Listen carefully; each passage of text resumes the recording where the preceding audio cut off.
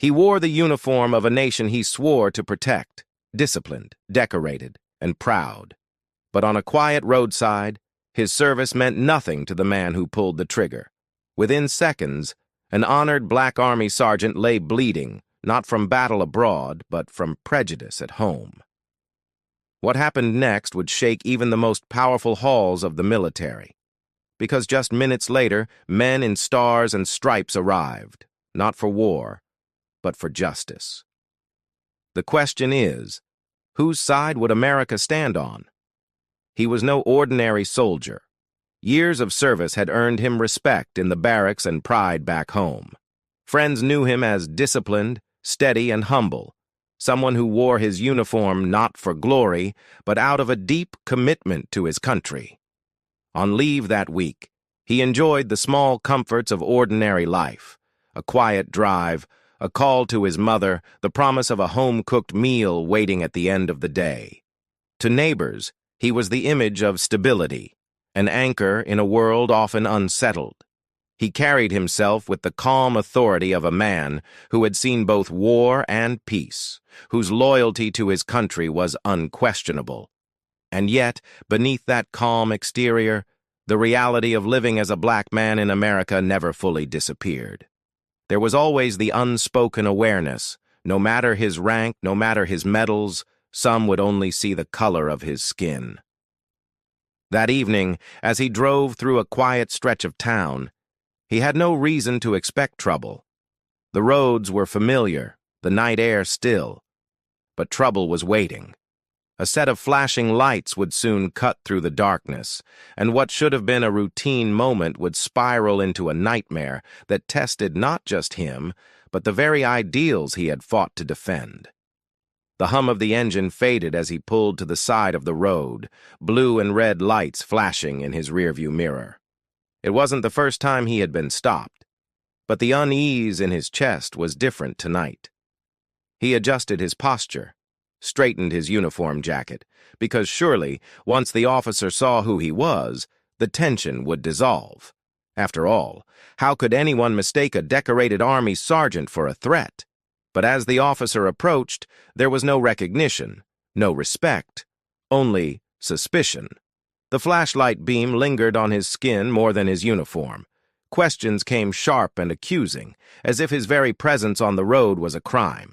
His polite responses only seemed to harden the officer's tone, and when he reached for his identification, the cop's hand twitched toward the holster, as if the leather wallet were a weapon. What began as a routine stop shifted into a dangerous confrontation. The sergeant's heart raced, not from fear of combat, but from the knowledge that here, on his own soil, his life depended on every small movement, every measured word. He had faced enemies abroad, but none felt as unpredictable or as close as the man standing inches away with a badge and a gun. Traffic rolled by, indifferent, headlights cutting through the night as the encounter escalated. A command barked, a refusal to listen, a shove that made his body tense. And then, in a flash, the crack of a shot shattered the stillness. His world went dark as he fell to the pavement, the taste of metal in his mouth, the night spinning above him. But the story didn't end there. Because what the officer didn't know, what he couldn't have imagined, was that the man lying bleeding on the asphalt was not alone in his fight. Within minutes, powerful figures would arrive, carrying not only authority but the weight of an institution determined to demand answers. And when they did, the balance of power would shift in a way that no one at that scene expected. The world around him blurred, the pavement cold against his body, the weight of silence pressing harder than the wound itself. The officer stood above him, weapon still raised, face unshaken by the life he had just broken. For a moment, it seemed as though the night would swallow the truth whole, leaving him another name on a long, tragic list. Then, the silence shattered. Tires screeched as a convoy of dark vehicles cut across the flashing lights. Doors flung open, and out stepped men in crisp uniforms heavy with medals, Pentagon generals, their presence radiating authority. Their boots struck the asphalt like thunder as they marched toward the scene, carrying folders, warrants, and the weight of accountability. The crowd that had begun to gather gasped, phones raised higher, capturing what felt unreal, power meeting power, but this time not on the officer's side. The cop's defiance faltered. His hands shook as the generals closed in, their eyes fixed not on the bleeding sergeant, but on the man still clutching the gun. Orders were barked, not from him, but at him. The hierarchy he had relied on crumbled instantly beneath the gaze of men outranking him in every sense. The fallen soldier, drifting between pain and awareness, felt a shift, not just in the night air, but in the balance of justice.